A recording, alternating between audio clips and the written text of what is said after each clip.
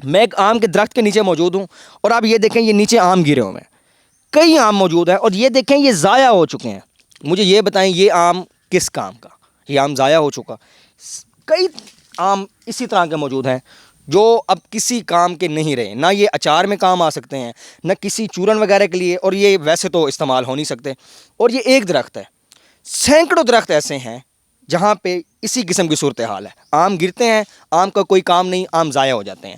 ایک کاشتکار موجود ہے ہمارے ساتھ، مالک ہیں باغ کے، ان سے چل کے پوچھتے ہیں، جی آپ بتائیں پہلے آم کی پروڈکشن کیا ہوتی تھی اور اب کیا پروڈکشن ہے؟ کیا واقعی اس میں کوئی کمی آئی ہے؟ 2021 میں جو ہماری پیداوار تھی وہ فی ایکڑ اوسطاً اگر لگائی جائے 250 سے 300 من تھی۔ یہ آپ 3 سال پہلے کی بات بتا رہے ہیں۔ 3 سال پہلے کی۔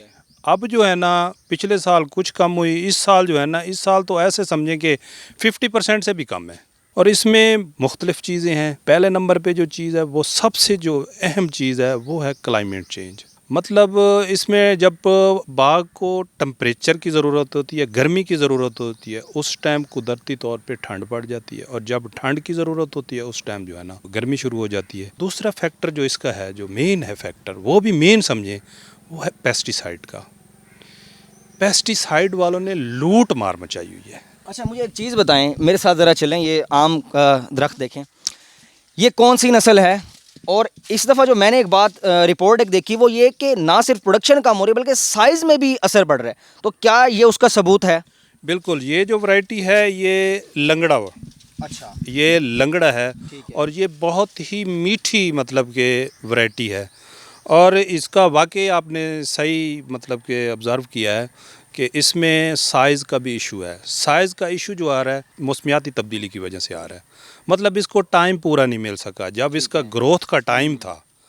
ویسے بیسیکلی جو آم ہے وہ گرمی کا ہے۔ اچھا ایک تو مجھے یہ بتائیں نا، یہ آم جو اب گر چکا ہے یہ کس کام کا ہے؟ کیا یہ کسی کام آ سکتا ہے؟ کسی کوئی پلپ فیکٹری، کوئی اچار، کوئی چورن ٹاٹری، کوئی کام آ سکتا ہے یا یہ ضائع ہے؟ یہ سر ضائع ہے، بالکل ضائع ہے، اس کا کچھ بھی نہیں ہو سکتا۔ جتنا ٹھکانے لگا سکتے تھے اپنی طرف سے وہ ہم نے لگایا ہے۔